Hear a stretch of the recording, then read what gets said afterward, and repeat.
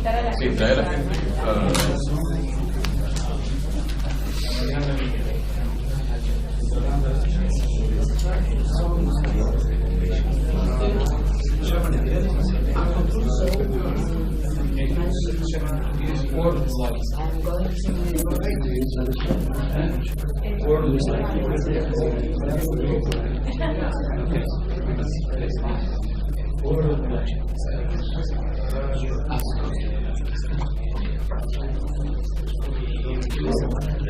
Okay.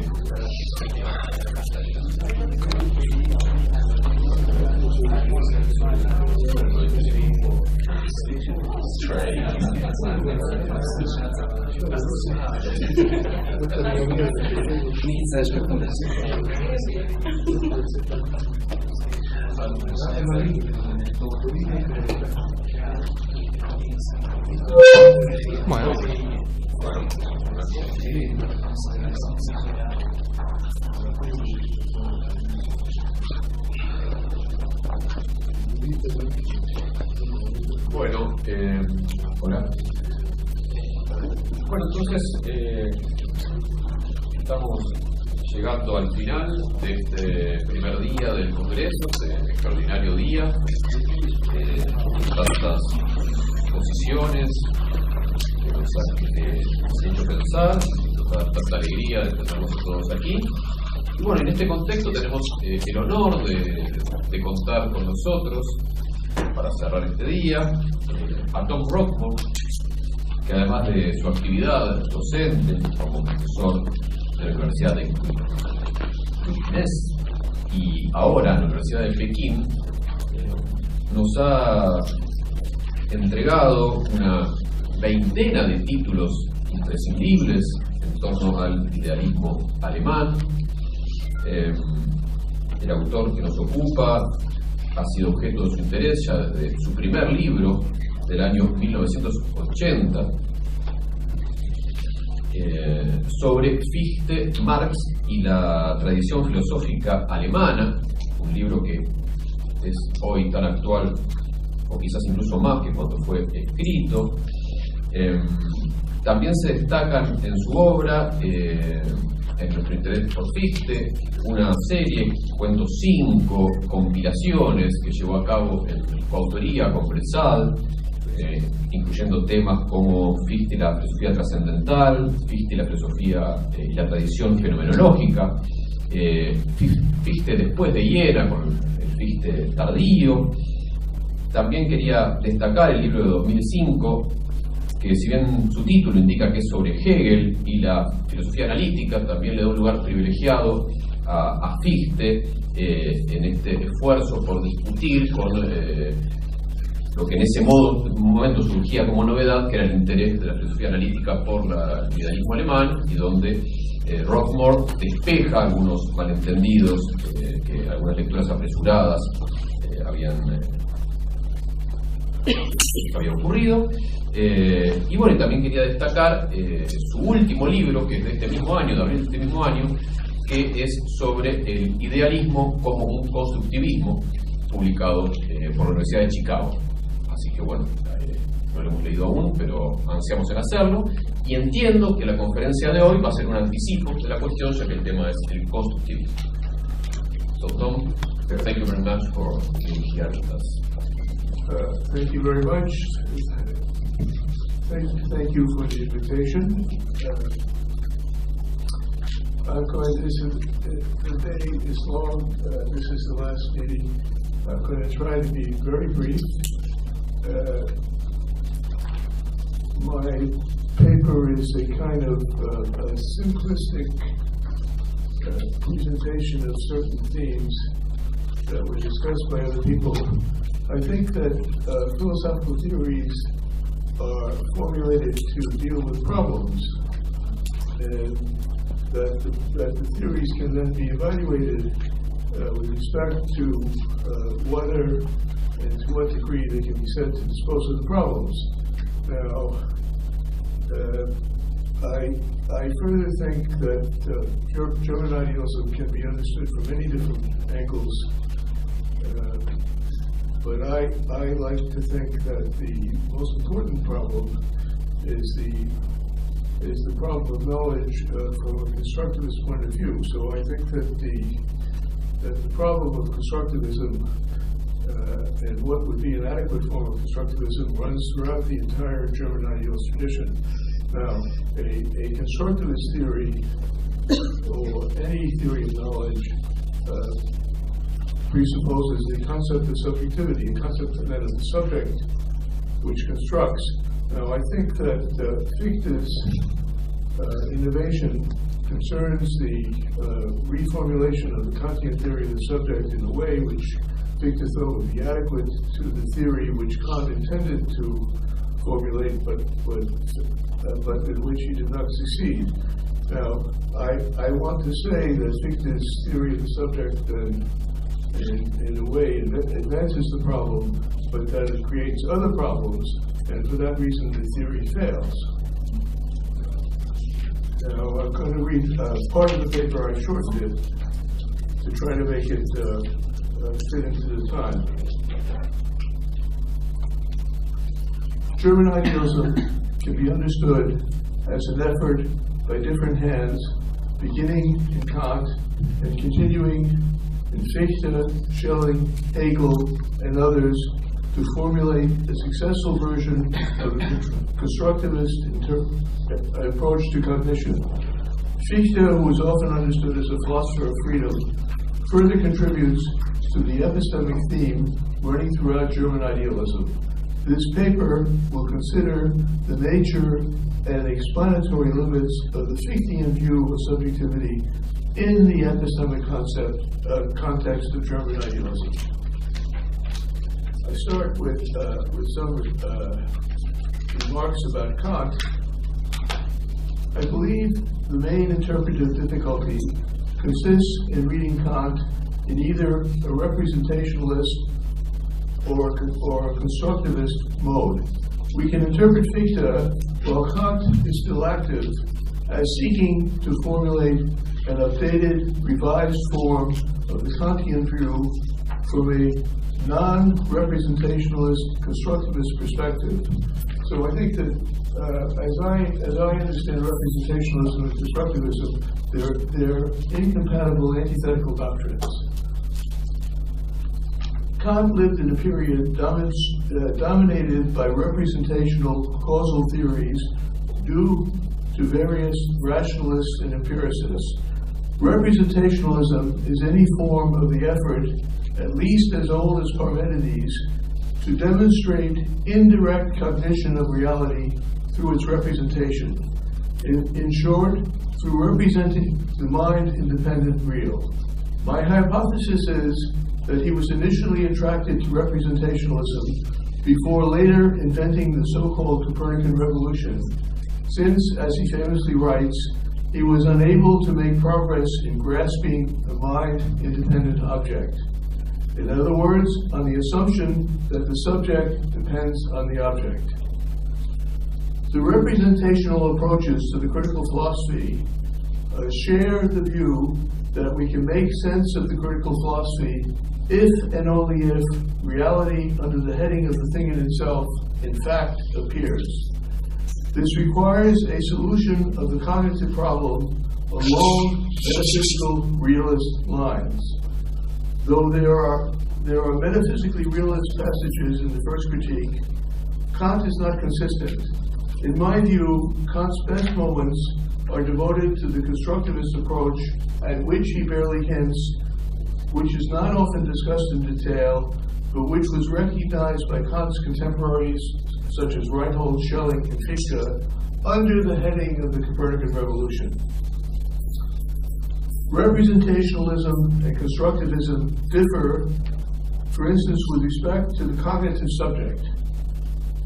Descartes distinguishes, at least implicitly, between the widely known view of the subject as a spectator and the nearly unknown view of the subject as an actor. A representational approach to cognition supposes a passive subject to which something appears. A constructivist view of cognition is based on an active subject that constructs what it knows.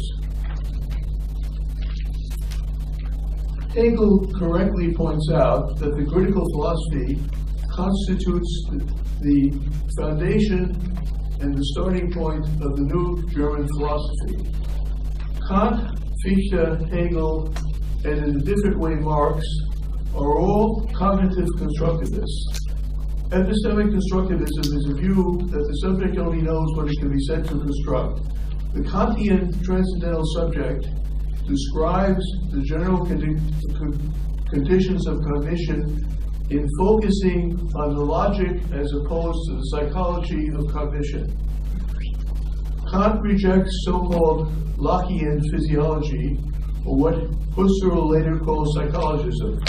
Though Kant explains the general possibility of cognition through a transcendental subject, he cannot explain, despite his interest in anthropology, how finite human beings are capable of cognition in his specific sense.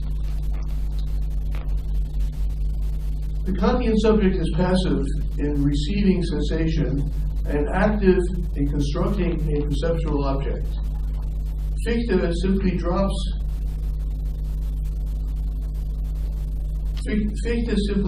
the thing in itself in featuring an account of experience in which the cognitive subject is solely active.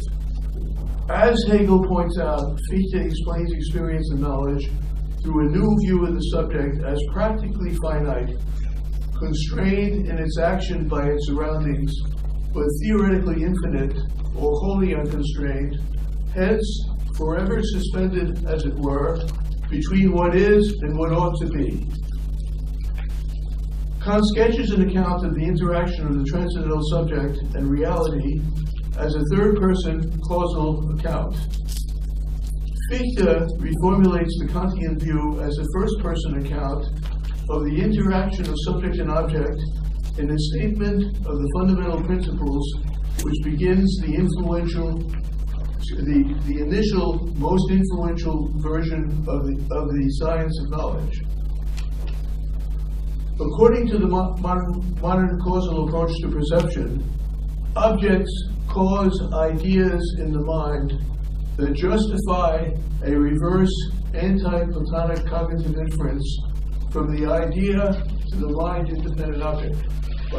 What I want to say, what I have in mind is that for Plato, you can't give a causal explanation of the way that ideas function, so that Plato then invokes the theory of ideas in the place of a reverse inference from the effect of the cause. But that in modern philosophy this is redeemed. And the Platonic rejection of this kind of inference is overturned.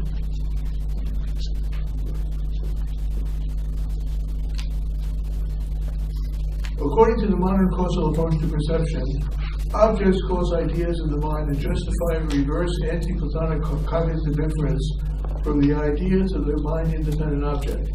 Kant, who departs from this model, suggests a functional view in which external reality affects the subject, which in turn constructs empirical objects of perception and knowledge. Fichte has turned away from Kant's functional account of subjectivity and toward a new conception of finite human being as the philosophical subject, leads to an account of ontology from a subjective point of view, roughly to a view of philosophy as systematic but ungrounded, and to a view of cognitive claims as intrinsically circular. There was a lot of discussion today about circularity and about how Fichte overcomes it.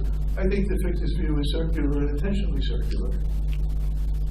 Fichte rejects the very idea of the thing in itself as produced solely by free thought and without any reality whatsoever, hence rejects a representational approach to the cognitive problem.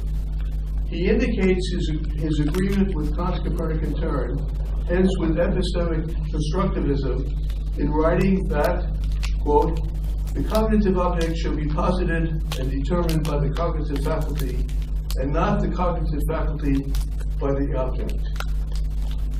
Kant's conception of the subject as passive as well as active restates a form of the Cartesian approach to passive subjectivity as a philosophical fiction whose relation to finite human being cannot be described. Fichte reacts to Kant through an anthropological reformulation of the cognitive subject as intrinsically active. Through the shift from the a priori to the a posteriori plane, Fichte is bound by the limits of finite human being.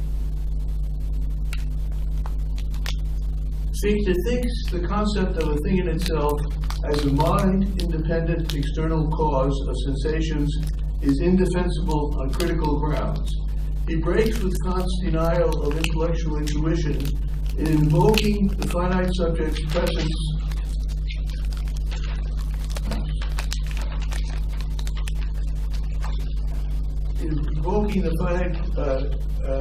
subject's present to itself in two ways: theoretically as a cognizing subject, and practically as a striving moral agent.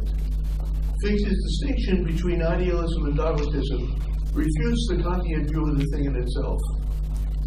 For Fichte, taken together, representationalism and constructivism exhaust the possible approaches to cognition. According to Fichte, though neither approach can refute the other, dogmatism, which relies on the thing in itself, cannot explain experience.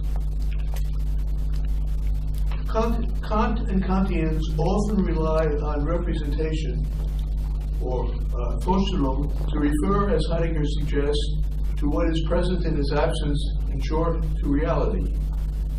Fichte uses the same term in a different way to refer to what is given to consciousness. The Fichtean theory of cognition is an account of experience understood as the system of representations accompanied by the feeling of necessity, or again, what is also called experience. Though Fichte understands experience as a series of representations to consciousness, he rejects a causal approach in favor of the constructivist alternative that, according to this line of reasoning, remains as the only possible approach. In other words, he follows Kant's view that the subject must construct the cognitive object as a necessary condition of cognition. Kant deduces a philosophical conception of the subject, which Fichte replaces through an anthropological shift. Kant's transcendental deduction reaches a high point in his conception of the transcendental subject, or so-called original synthetic unity of apperception, as the supreme principle of all use of the understanding. According to Kant, the subject, or I think, that must be able to accompany all my representations is a pure apperception, not an empirical one. Fichte, on the contrary, approaches the cognitive problem to begin with through finite human being in a social context. According to Fichte, cognition depends on a subject that cannot be deduced, but must be assumed. Fichte, who understands deduction as a progression from condition to condition, hence as regressive, invokes a pragmatic perspective in contrasting dogmatism and idealism. Though neither can refute the other, dogmatism cannot explain experience. The thing in itself is an arbitrary assumption that explains nothing, but through intellectual intuition, the subject perceives itself as active. Idealism in this way explains experience through intellectual activity based on the necessary laws of the intellect. If the subject is independent and the object is dependent, then philosophy finally depends on subjective factors, according to Fichte, on the kind of person one is. So it's a thorough anthropological shift. Fichte's view of cognition, based on an active but finite subject, influenced Hegel, Marx, perhaps Dewey, and others. Fichte's approach to the subject as intrinsically active further underlies his original conception of ontology. In the Anaxidemus Review, the terminus a quo of his position, Fichte prepares the ground for a new theory of ontology in claiming that all philosophy must be traced back to a single principle, subject. He notes, in tacitly denying Kant's rejection of intellectual intuition, that what is most certain is the self, or I am, in adding that all that is not I is for the I only. Fichte's suggestion that what is not the subject is only for it points to a conception of reality as mind-dependent. This approach leads to a new understanding of objectivity. In the critical philosophy, objectivity takes two incompatible forms, as the mind-independent external object or thing in itself, as well as the mind-dependent cognitive object of experience and knowledge.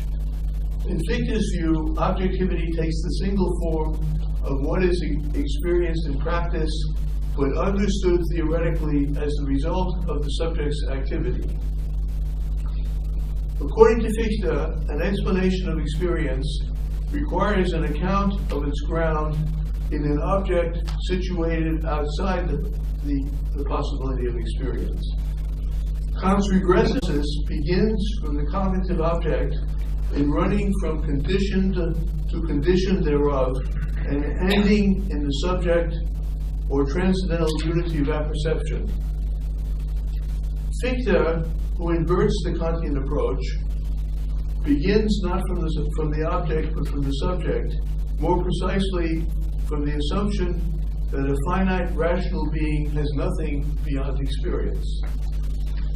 Since Fichte thinks that the ground of all experience lies outside it, he, unlike Reinhold, rejects epistemological foundationalism as a cognitive strategy.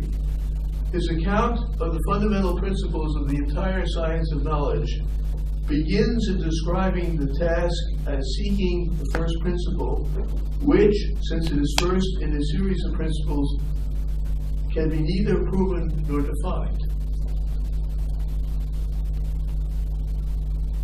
The term ground, which for Fichte does not refer to epistemological foundationalism, can be interpreted in two ways.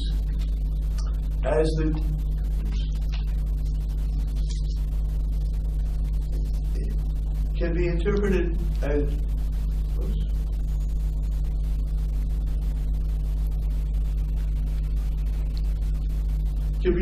two ways: as the cognitive object, which in a causal framework is the cause or source of experience, or against as the subject which experiences. According to Fichte, a finite rational being cannot cognize anything beyond the limits of experience. For instance, what lies beyond these limits in the form of an object. As for Kant, so for Fichte, one simply cannot know anything about mind-independent reality, which lies outside experience. But for Fichte, unlike Kant, the thing in itself plays no cognitive role. Fichte's turn away from the Kantian thing in itself has three consequences. First, following Kant, whose precise view is unclear, in accepting epistemic constructivism, he gives up metaphysical realism for empirical realism. It has already been noted that metaphysical realism, which goes back at least to Parmenides, runs throughout the Western tradition and remains popular in the debate. Sophisticated thinkers continue to believe that to know means to grasp the mind-independent world as it is. Second, despite Fichte's retention of Kantian terminology, and despite his attention to the deduction of representation, he abandons representation, hence representationalism. For Kant, representation and appearance are apparently synonymous terms. All appearances are phenomena, but only some phenomena are appearances. A phenomenon is an appearance if and only if there is something that appears. An appearance is a representation if and only if it successfully depicts the mind-independent world. If one gives up the thing in itself, then one can no longer refer to reality as appearing, since, in this case, experience consists of phenomena only. In other words, in the absence of reality understood within a causal framework, there are no representations, since reality does not appear. Third, in ruling out a mind-independent cognitive object as an explanatory principle, Fichte's only remaining recourse, on pain of falling into skepticism, is to appeal to the subject, or to in his terminology, the self. The result, as Fichte quickly points out, is a comparatively simplified approach to cognition. In the Hertz letter, Kant suggests an analysis of the relation of representation to the object in a triadic relationship between the subject, the thing in itself, and the empirical object given in experience and knowledge. As a result of his turn away from the theory from the thing in itself, Fichte recasts the cognitive relationship as dyadic. The immediate occasion for Fichte to state the first version of his theory was provided by his review of Schulze's study of Reinhold. Since Schulze used the pseudonym Anicedemus, this text is better known as the Anicedemus Review.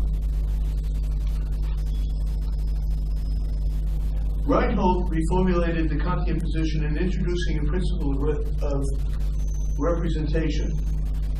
Schulze objected that Reinhold had failed to observe the asymmetry in the relation of the so-called representation to the subject and object of experience. Although representation occurs in and is, in this sense, identical with the subject, it differs from the object that it represents. In his review, Fichte endorses Schulze's criticism, but rejects the latter's skeptical conclusion. Fichte reformulates Reinhold's principle as the claim that the representation is related to the object as an effect to its cause, and to the subject as an incident to its substance. Fichte justifies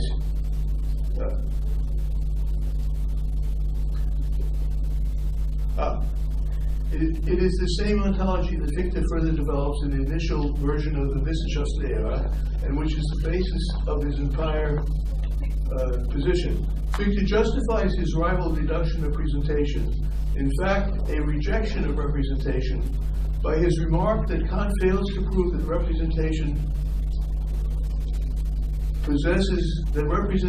possess objective validity, or in other words, successfully goes beyond mere appearance, and hence fails to demonstrate his theory. Fichte's alternative deduction presupposes inter alia 3 points. First, there is nothing higher than the subject herself, which functions as his ultimate explanatory concept.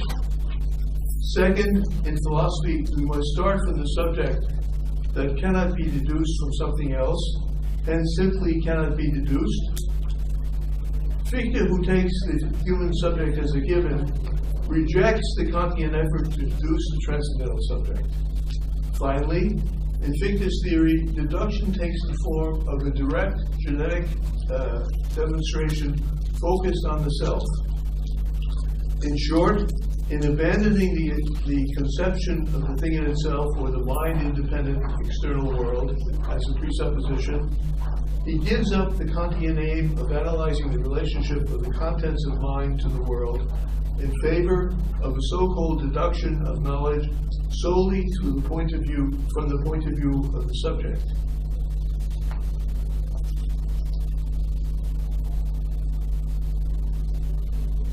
Now, Fichte's deduction, like Kant's, is extremely complex.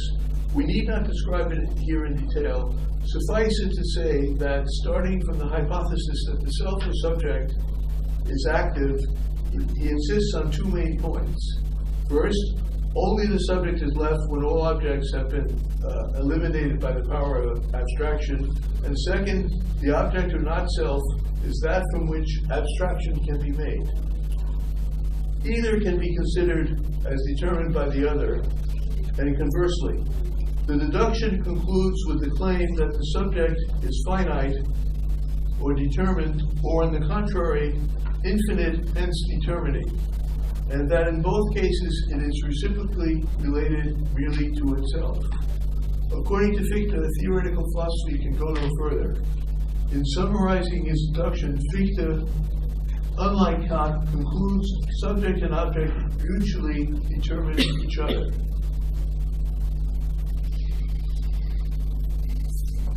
Now, I'm going to skip over the entire deduction and just come to the conclusions. And that way we'll be in time. A summary of the Fichtean view of the subject, which emerges from his reaction to Kant and others in the contemporary debate through this complicated train of reasoning, can now be rapidly sketched.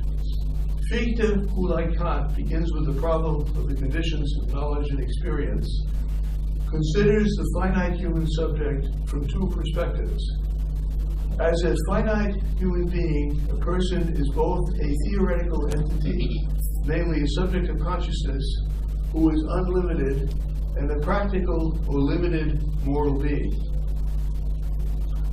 As a real finite being, the individual is limited through the relation to the external world. Fichte further invokes the concept of absolute being, or the philosophical or on the philosophical or metaphilosophical level, as a philosophical concept useful in the explanation of experience.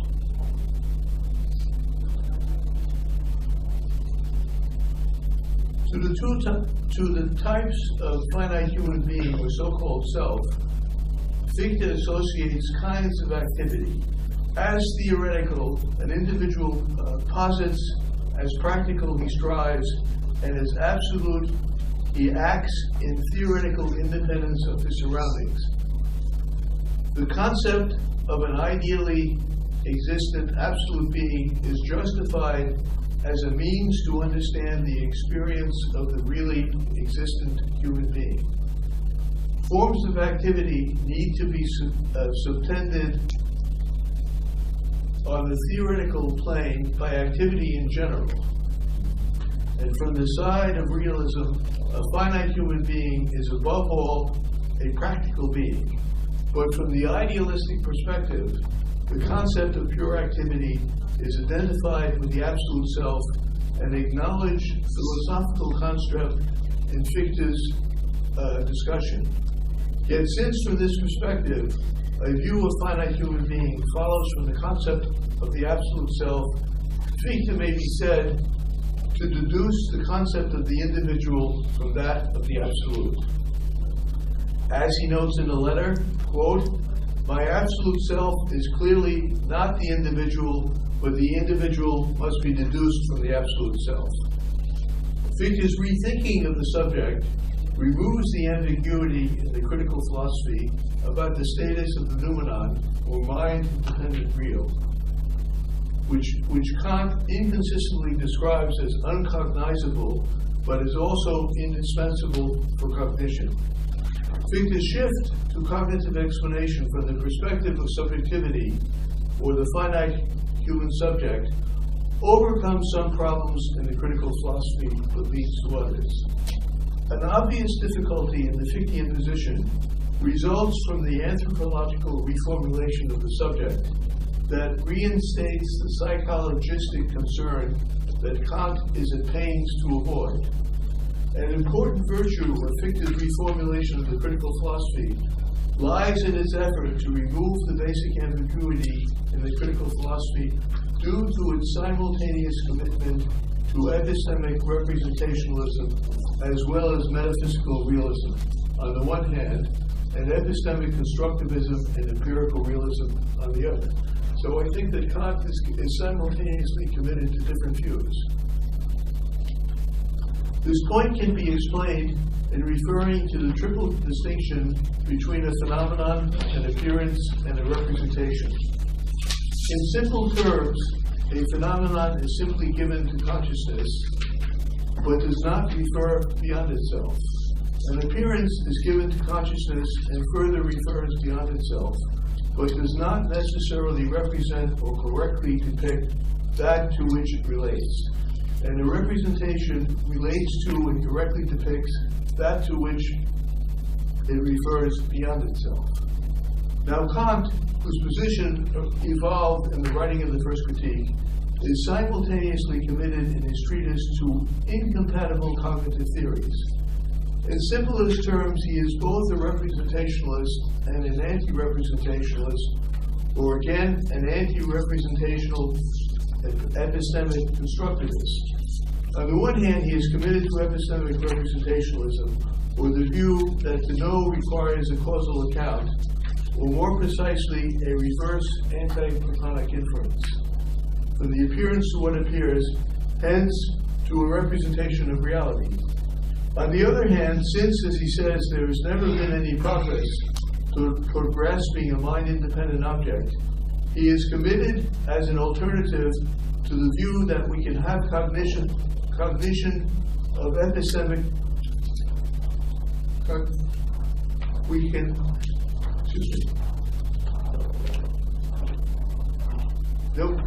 He is committed as an alternative to the view that we can base cognition on epistemic constructivism, or the construction of the mind-independent object. Plato is a cognitive anti-representationalist who rejects the backward causal inference from effect to cause in favor of intellectual intuition of reality. Modern philosophy reverses the Platonic rejection of the backward causal inference and featuring it in a series of efforts to demonstrate epistemic representation of the mind-independent real.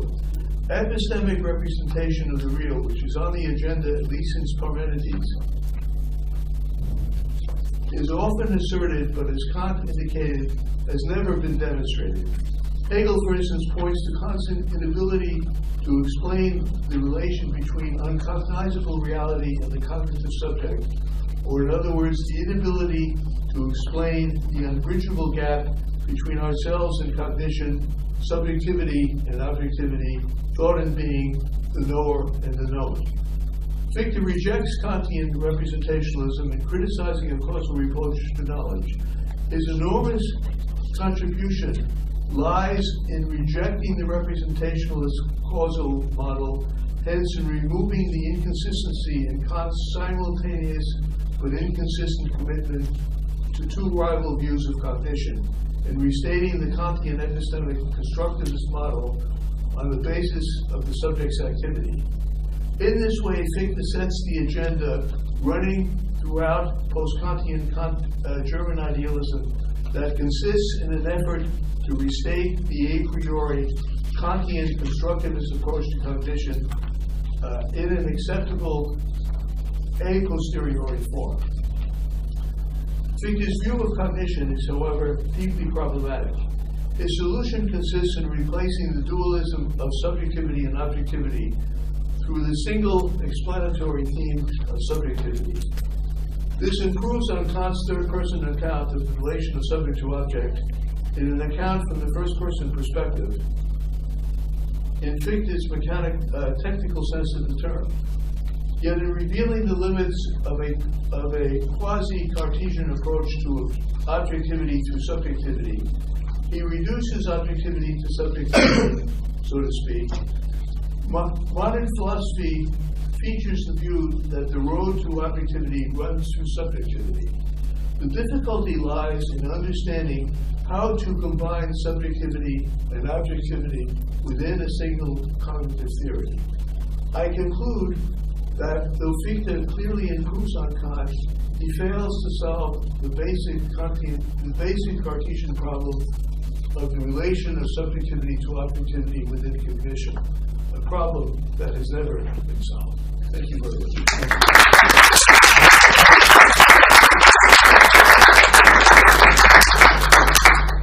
Gracias, Tom, por esta excelente presentación. Y abrimos el piso para preguntas y comentarios.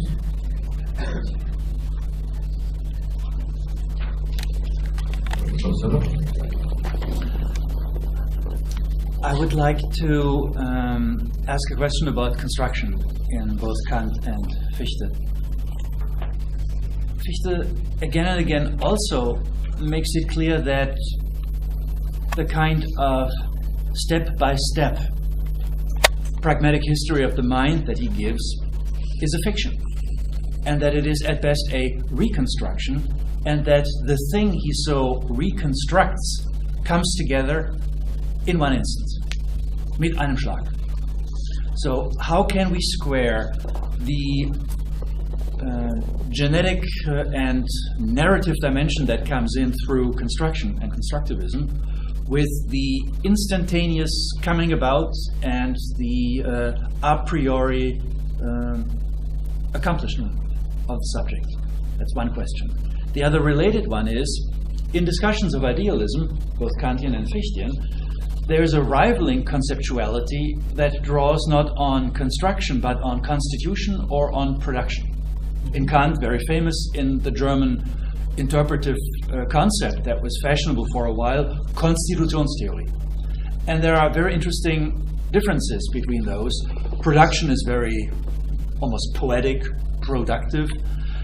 There's a very interesting political connotation to constitution, where the idea is the things are really all there, but you have to put them into a oneness along the American constitutional principle, for example, e pluribus unum. So in constitution, you render something into a united form, but you're deriving it from material that is already there. You lend it a further form.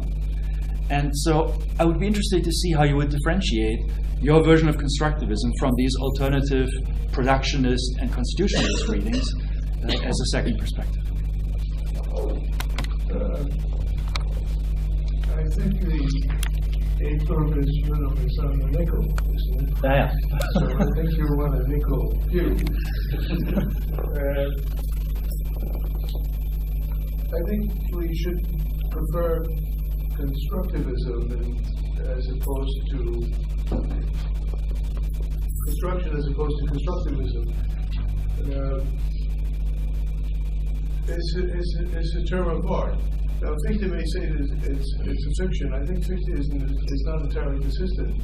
But what I'm trying to say is that I think that Fichte believes that the constructivist approach is correct and that a causal, non-constructivist approach is wrong.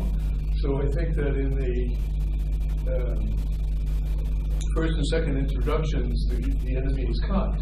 And Fichte tries to show that a causal view can't possibly succeed. The way that he puts it is that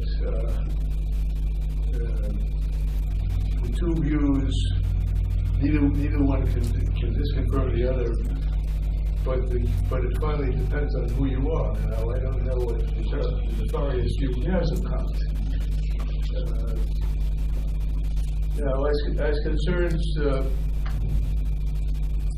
the different things he's saying, I think that you could interpret Fichte in two different ways. One is the problem of how the epistemic problem can be solved, and I think that Fichte has to say that it can't be solved in a representational form, and that one can infer that he reads Kant as being committed to a representational view in part, and that is failing. Now, if I open a parenthesis, Kant says about representation early in the non-critical writings that it's so trivial that we don't need to give a definition. But then in the critical period, he says that no definition can be given. Now, what I want to say is that Kant thinks that the view fails, and that Fichte clearly says that it fails, and that he clearly accepts some version of the Copernican turn. Now, the question is, what version? And I think the answer is we don't know. We can't make sense. You're right that he uses all these different terms. But I think the problem then is the kind of view that Fichte finally arrives at. What exactly is he saying? What does he mean? What does he mean by the claim that the subject in some sense has to construct the object as a cognitive condition? Now, I think we don't really know. But I don't think that invalidates the idea that he's committed to the rejection of the Kantian representationalist view, and he's further committed to then a solution along constructivist lines inspired by Kant, and that the problem lies in the fact that he himself is unable to formulate a final acceptable view. And I think that that's in part the motivation for the post-Fichteans, certainly Hegel. And I think in a different way from Marx. Marx is also a constructivist, but not specifically through Hegel, but through Nico. I don't think that people have worked on that very much.